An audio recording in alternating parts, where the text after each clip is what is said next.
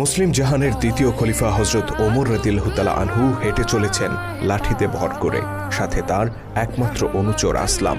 বয়সের ভারে নুজো হয়ে পড়েছেন এককালের সুঠাম শক্তিশালী ওমর। কে বলবে যৌবনে এই মানুষটি নিয়মিত কুস্তি লড়াই করতেন আর বাঘা বাঘা সব পালোয়ানকে নিমিষে হারিয়ে দিতেন। যুদ্ধের ময়দানে ত্রাস সৃষ্টি করে বেড়াতেন যে ওমর, তিনি আজ ঠিকমতো চলাফেরাও করতে পারেন না।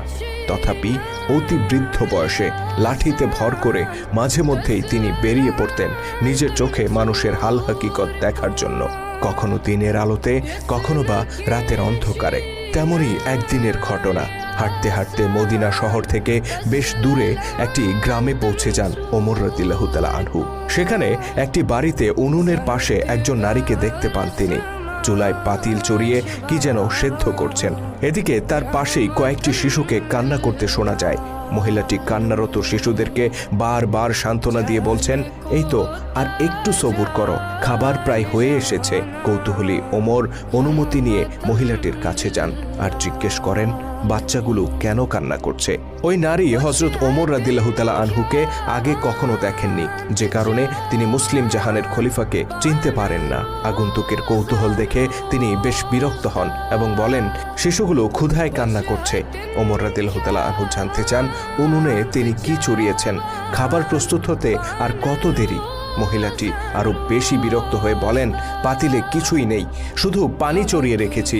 বাচ্চাগুলোকে সান্ত্বনা দেওয়ার জন্য খাবার তৈরির ভান করছি। কাঁদতে কাঁদতে তারা একটু পরে এমনিতেই ঘুমিয়ে পড়বে। অতঃপর অতি দুঃখের সাথে নারীটি জানান তার ঘরে কোনো খাবার নেই। তিনি নিজের এই দুরবস্থার কারণে খলিফা ওমরকে দায়ী করেন আর বলেন, নিশ্চয়ই এর জন্য আল্লাহর দরবারে ওমরকে জবাব দিতে হবে। তিনি জানতেন না তার সামনেই দাঁড়িয়ে আছেন খলিফা ওমর রাদিয়াল্লাহু তাআলা আনহু। ওমর রাদিয়াল্লাহু তাআলা আনহু বিস্মিত কণ্ঠে বলেন, খলিফাকে কেন এর জন্য দায়ী করছেন? তিনি হয়তো আপনার এই দুরবস্থার কথা জানেনই না। মহিলাটি পাল্টা প্রশ্ন করে বলেন, খলিফা হিসেবে প্রত্যেক নাগরিকের খোঁজখবর নেয়া কি তার দায়িত্ব নয়? তিনি কেন আমাদের ব্যাপারে গাফেল থাকবেন? এর জন্য অবশ্যই তাকে জবাব দিতে হবে।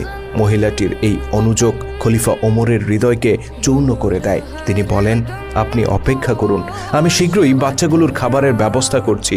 অতঃপর তিনি রাষ্ট্রীয় গুদামঘরের উদ্দেশ্যে রওনা হয়ে যান। আর মহিলাটি অবাক হয়ে ভাবতে থাকেন, কে এই আগন্তুক? ওমর রাদিয়াল্লাহু তাআলা আনহু দ্রুত ছুটে যান রাষ্ট্রীয় গুদাম ঘরে। সেখান থেকে একটি আটার বস্তা বেছে নেন আর অনুচরকে বলেন, এটা আমার পিঠে তুলে দাও। অনুচর আসলাম বললেন, আমিরুল মুমিনিন, আপনি তো হাঁটতেই পারেন না ঠিক মতো, আপনি কি করে এই বোঝা এত দূর নিয়ে যাবেন? বরং আমি এটা সেখানে পৌঁছে দেই। খলিফার আগত কণ্ঠে